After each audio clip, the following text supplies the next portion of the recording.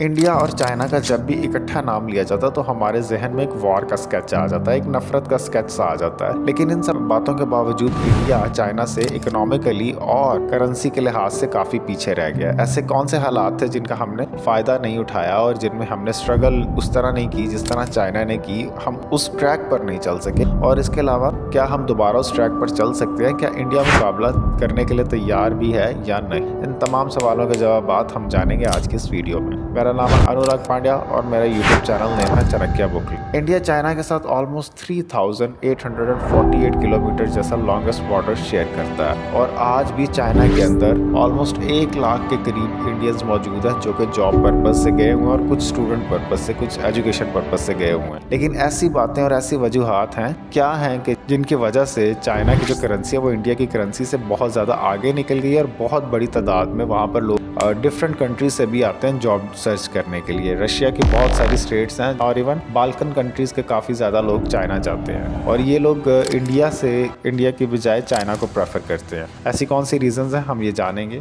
Reason number 1 है economic strategy. China ने जब सबसे पहले अपनी इकोनॉमिक स्ट्रेटेजी को इंट्रोड्यूस किया, स्टेट कंट्रोल्ड इकोनॉमिक जो स्ट्रेटेजी थी वो 1978 में इंट्रोड्यूस किया और इसमें सबसे बड़ी जो बात थी, मोस्ट प्रोमिनेंट थिंग थी, वो करप्शन के खिलाफ बहुत ज़्यादा स्ट्रॉन्ग स्टेप्स लेने की, बहुत ज़्यादा मजबूत इकदाम किए गए थे कि जो हम करप्ट लोगों को किस तरह निपटेंगे और उनको कितनी सख्त से सख्त सजाएं देंगे। और इसकी जो सजाएं थी वो फांसी और सजाए मौत तक थी। इंडिया में जब सबसे पहले इकोनॉमिक स्ट्रेटेजी को इंट्रोड्यूस करवाया गया, फर्स्ट इकोनॉमिक स्ट्रक्चर का जो प्लान रखा गया वो 1991 में था और ये उस प्लान के ऑलमोस्ट 15 से 20 साल बाद का था। और इसमें भी जो हमें बहुत सारी रुकावट देखने में आई वो रुकावट थी ब्यूरोक्रेट हर्डल, जो कि बहुत बड़ी रुकावट आज भी मौजूद है। सरकारी अफसर एक बहुत बड़ा चैलेंज है आज भी इंडिया में, एक रेड लाइन की तरह। प्रॉपर कोई भी इनके खिलाफ कोई एक्शन नहीं लेता क्योंकि इन्होंने जो रिश्वत और सिफारिश का कल्चर है वो काम को हमेशा किसी भी किस्म के इकोनॉमिक काम को स्लो रखता है और हर वक्त रिश्वत के ही कोई चक्कर में रहता है। और बदकिस्मती से ये आज भी मौजूद है। करप्ट पुलिस या सरकारी अफसर के खिलाफ कोई भी एक्शन आज भी बहुत कम दिखने को मिलता है। रीजन नंबर 2,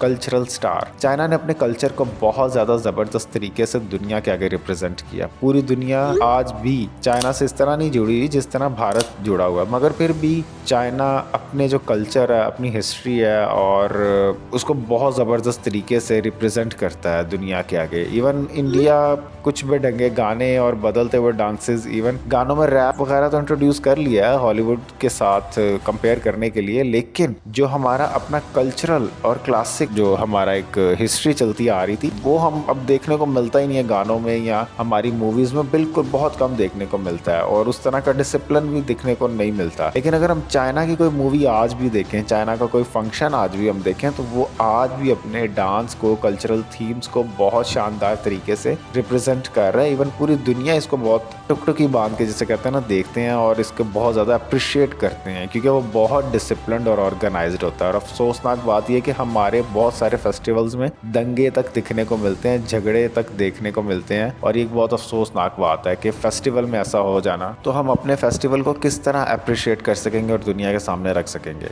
और जो लास्ट थर्ड रीज़न है जो आज की इस वीडियो में डिस्कस करने वाला हूँ वो स्पोर्ट्स एंड ओलंपिक्स है। इंडिया ने रिसेंटली चैंपियंस ट्रॉफी जीती है, बहुत अच्छी बात है। वर्ल्ड कप भी इंडिया ने जीते हुए हैं और बहुत सारे, पिछले साल की अगर बात की जाए तो हमने जो T20 का वर्ल्ड कप है क्रिकेट का वो भी जीता है। लेकिन हम इसी चीज़ को रखते हुए अगर स्पोर्ट्स के कोर दुनिया में जाएँ तो हम तो चाइना हर बार फर्स्ट, सेकेंड या थर्ड नंबर पर होता है गोल्ड मेडल्स विन करने के लिए और अपोजिटली इंडियंस उस तरह एथलीट सामने नहीं आते, उस तादाद में ही नहीं होते जिस तरह चाइनीज ओलंपियंस होते हैं। और जो ओलंपिक्स होते हैं ये ऑल ओवर द वर्ल्ड देखे जाते हैं। अमेरिका और यूरोप के बहुत सारे तरक्की याफ्ता ममालिक में भी इनको काफ़ी ज़्यादा देखा जाता है, मगर इंडिया वहाँ पर बहुत कम ओलंपियंस के साथ उतरता है और गोल्ड मेडल जीतने वाले नॉर्मली बहुत कम होते हैं इंडियन। जो खेल से ज़्यादा सबसे ज़्यादा देखा जाता है, अब ये भी एक सैड ट्रुथ है जो डिस्कस करने वाला हूँ, क्रिकेट सबसे ज़्यादा खेला और देखा जाता है। इसमें भी हम बहुत सारी चीज़ों को इन्वॉल्व कर लेते हैं, स्पेसिफिकली पॉलिटिक्स को।